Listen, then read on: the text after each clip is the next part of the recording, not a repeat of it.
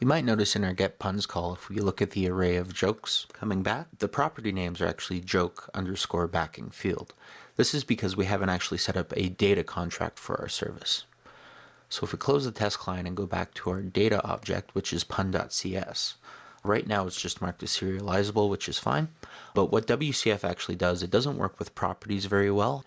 What it's doing here is actually using the automatically generated backing field for the property that's generated by the CLR. So to clean this up a little bit, we need to create a data contract. We can do that by specifying the data contract attribute for our transport class.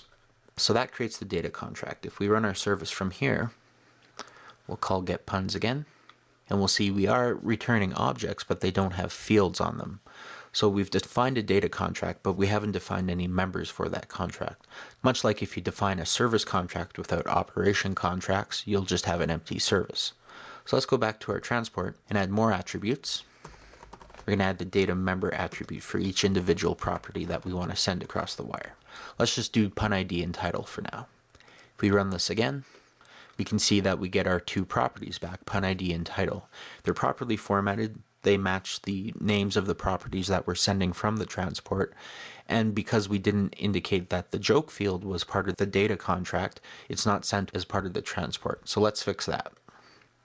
We'll add the data member attribute to joke. Run this one more time, and we'll see all three fields are returned, joke, pun ID, and title.